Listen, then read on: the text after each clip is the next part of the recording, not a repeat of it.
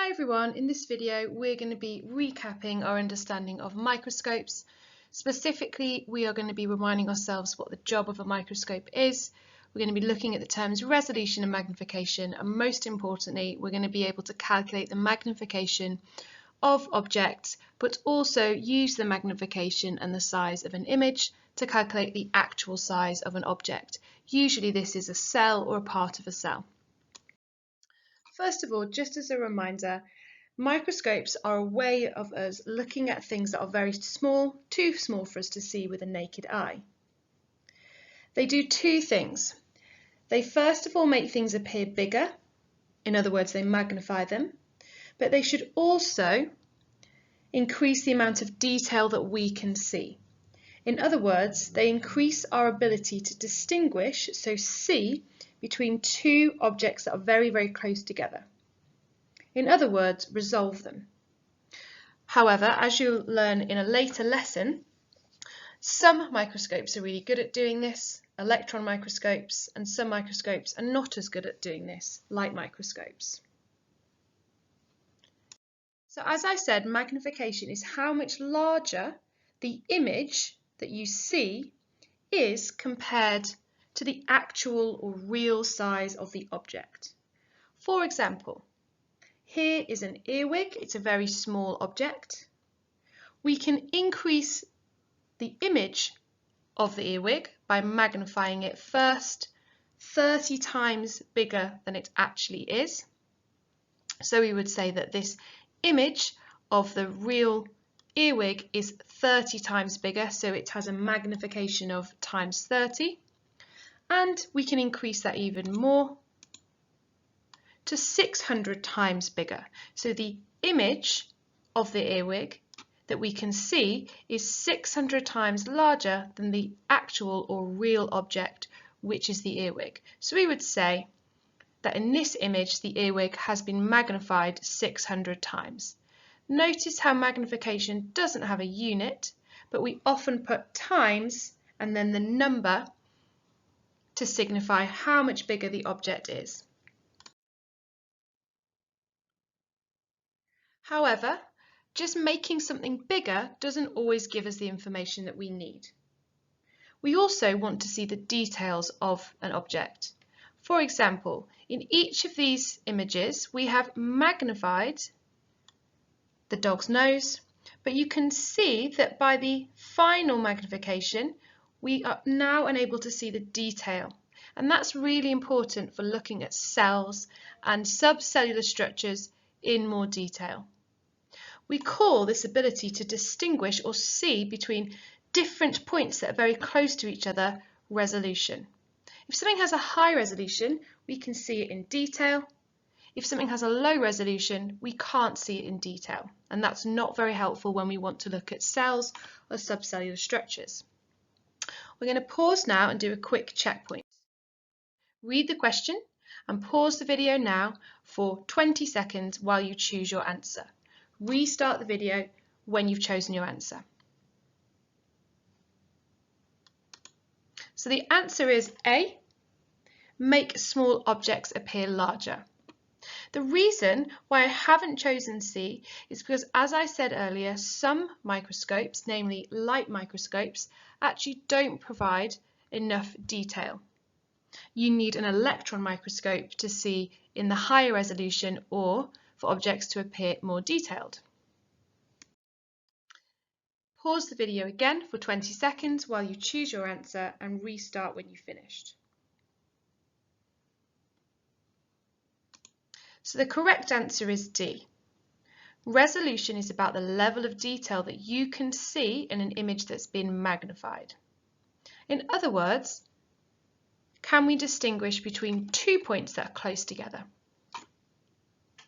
Next question. Pause the video now, choose your answer and restart the video when you've chosen. The correct answer is C. For example, if I magnify something 600 times, then the image that I see is 600 times bigger than the actual or the real object. So now what we're Going to do is have a look at how to calculate the magnification. Here is our equation or our formula for calculating magnification. There are three pieces of information that you could be presented with. You could be told the size of the image. Sometimes you will have to measure this yourself, particularly in the exam. You could be told the size of the real object. That's less likely in exam. You're more likely to be given the size of the image, or you're more likely to have to calculate or measure the size of the image yourself. You could also be given the magnification, or sometimes you have to calculate this depending on if you've been given these two bits of information. So let's have a look at one example. You can see here an image of a dividing cell. You have been told that the real or actual size of this cell is only 0.05 millimeters. That's obviously far too small for us to see with our naked eye. So we're being told, we're being given that information in the question. When we see the image, so if this was in a textbook, for example, if we took a ruler and measured the size of that cell across, it would be 100 millimeters in width. So this would be called the size of the image. On the left, we've got the real size of the object. So we've been given, if we go back to our equation, two pieces of information. We've been given the size of the image, which is 100 millimeters across, or we could measure that ourselves with a ruler. And we've been given the size of the actual or real object. We've been told it's 0.05 millimeters across. Now all we need to do is substitute our values into the equation. Once we've done that, we can calculate the magnification. And in this case, it's 2000. That tells us that this image on the right has been increased by size 2000 times.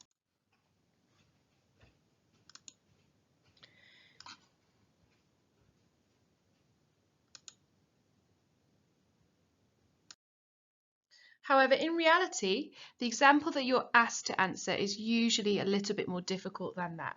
And that's because cells or subcellular structures are really small. So there are two things that the examiner like to check that you can do. The first one is they like to check that you can convert units. So here is a really handy chart which you will have seen before, which helps us to do that. Now, when we've been looking at physics equations, when we're thinking about energy or forces, we're normally working down this end of the scale in units. Really large numbers, kilometers, meters, maybe even centimeters. For the purposes of magnification, you're usually working down the smaller end of the scale. We're normally looking at millimeters or micrometers, or even in some cases nanometers. And that's because you're going to be dealing with very small objects. So the appropriate units are going to be either micrometers or nanometers. However, you can't measure that when you use your ruler to measure the length or the width of a cell. You can use millimeters as your smallest unit using your ruler. So what you'll have to be able to do is convert from millimeters, which you can measure with your ruler, to micrometers or nanometers. So you need to be able to convert from millimeters to micrometers and maybe even to nanometers. Millimeters are small, but micrometers are even smaller. 1000 micrometers fit into one single millimeter. In other words, there are 1000 micrometers in every 1 millimeter. So if you measure a value, for example, the width of a cell in millimeters, and you want to convert it to micrometers, you multiply that number by 1000. Equally, if we look at nanometers, it's an even smaller unit. In this case, we can fit 1 million nanometers into every 1 millimeter. That means that if we are given our number in millimeters, or we measure it with our ruler in millimeters, and we want to convert it to nanometers, we have to multiply it by 1,000. So we're going to look at some examples which ask you to do that, because that's far more likely than the example we just looked at. Let's take the example that we just looked at, but this time let's practice our converting of units and also our rearranging of equations. So imagine this time that you were given the magnification. You were told that the magnification was 2,000 times. We've then measured the width of that dividing cell as 100 millimeters using our ruler, and we're now asked to find out the size of the real object. What's the real size of that cell? There are two things that we need to do here.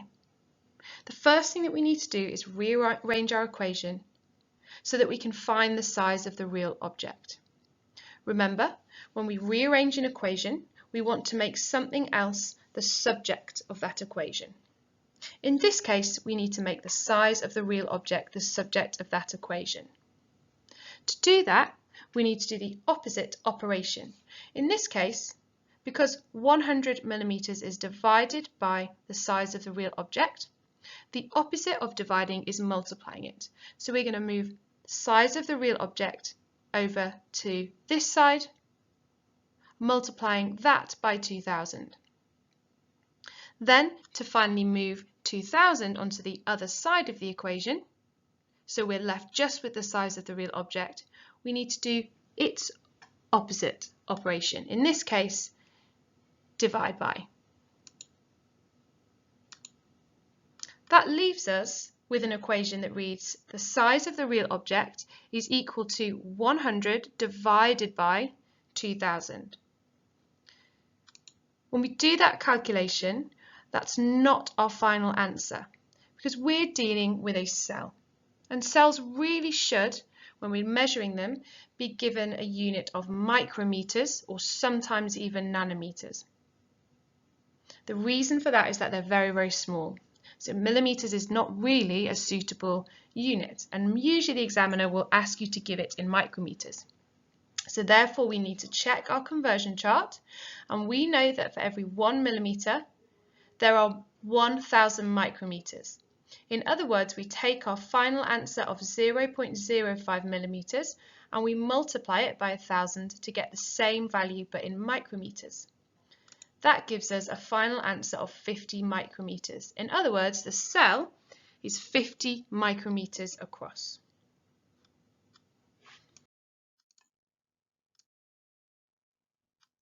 The first example we're going to look at provides us with an image of a hair that has been placed under a microscope. We are told that the hair has a real diameter of 0.1 millimeters. That's the actual size of the diameter of the hair. We're also told that under the microscope, the image, so that's the thing that we can see here, has a diameter of 10 millimeters. So that arrow there represents the width of that hair as seen in the image, in other words 10 millimeters. We're told this in this example, but often you'll be asked to use your ruler to measure this, especially in an exam. So we're going to use those two pieces of information to work out the magnification. So the first thing we're going to do is check the units. These two values need to be in the same unit. We've got 0.1 millimeters and 10 millimeters. So in this example, we don't need to convert. Equally, we're dealing with a hair, which is a relatively large object compared to a cell, so millimeters is a suitable or appropriate unit. So we don't need to do anything there. The second thing we will do is write down the equation. Our equation is magnification equals size of the image over the size of the real object. We don't need to rearrange this because we're being asked to find the magnification, which is already the subject of that equation. So the next step is to substitute in the numbers, and then using our calculator find the answer. Now we don't need to use units for magnification, but you can put a little times there as well if you want to. Second example is going to be a little bit more tricky. So again, we've been given an image taken down a microscope, and this is an image of a cell. We're told that the image And be careful here, the image of the cell has a length of 25 millimeters. So that's indicated by this arrow here. So the thing that we can see, the image that we can see, has a length of 25 millimeters. We're also told that it has been magnified 250 times, and we're asked to find the size of the real cell, so the actual size of this cell. The first thing we want to do is check our units. Now, often the examiner will ask you to give the size of the real cell in micrometers because that's the appropriate unit to use. We first of all have to change our units because we have got 25 millimeters. So we need to refer to our conversion chart and remember that for every 1 millimeter, there are 1,000 micrometers. So in order to convert correctly, we multiply 25 by 1,000. So that tells us that if we measured this same arrow, the same width or length of that cell, it would be 25,000 micrometers. That's a more suitable unit to use for cells. Next step is we write down the equation. Then we substitute in the numbers. And now we have to rearrange the equation to make the size of the real object the subject of that equation. So just like we did before, we're going to move size of the real object up here, performing the opposite operation by multiplying it, and then we're going to move 250 down here because we're going to do its opposite operation, which is division. We're left with this equation here, and if we carry out that in our calculator, we get our final answer. Notice how we do need units this time because we've been measuring the real length of the cell, and it's in micrometers because that's a more suitable unit to use for cells because they're very, very small. Okay, this one you're going to have a go at doing on your own. You're going to pause the video now. If you feel like you need a little bit more help or you want to go over the other examples again, rewind the video and watch examples 1 and 2 again. Pause the video for 3 minutes and restart when you think you've got your answer. Okay, let's have a look at our answer and see how we did. So again, we've got an image on the right here, an image taken down a microscope. This time we've got a nerve cell and we're told that the width is 22.5 millimeters. Again, you might be asked to actually measure this using a ruler, but we're told it's 22.5 millimeters in this example. We're also told it's been magnified 1,500 times, and we're asked to find the size of the real cell. What's the actual size of this cell? So first of all, we're going to check our units. We're almost always going to be asked to give our answer when we're talking about cells or subcellular structures in micrometers. So we've been given the width in millimeters, so we need to convert. So we go back to our conversion chart and remind ourselves that for every 1 millimeter, there are 1,000 micrometers. So we need to multiply that value by 1,000. So really, that image in micrometers is 22,500 micrometers in width. Then we write our equation. We're going to substitute in our numbers, and then we need to rearrange. We're going to move size of the real object over here because we want to make that the subject of the equation, and then we're going to move our magnification down, leaving us with this equation here. When we work that out in our calculator, it gives us an answer of 15 micrometers. Notice how I'm using micrometers because I'm talking about cells and they're really small, and that's the most suitable unit to use. If you got that wrong, then go back and have a look again at the previous example. If you feel really confident with that, then you need to go to your teacher and ask for some extended practice examples of this. The more practice you do, the easier and the more automatic it becomes.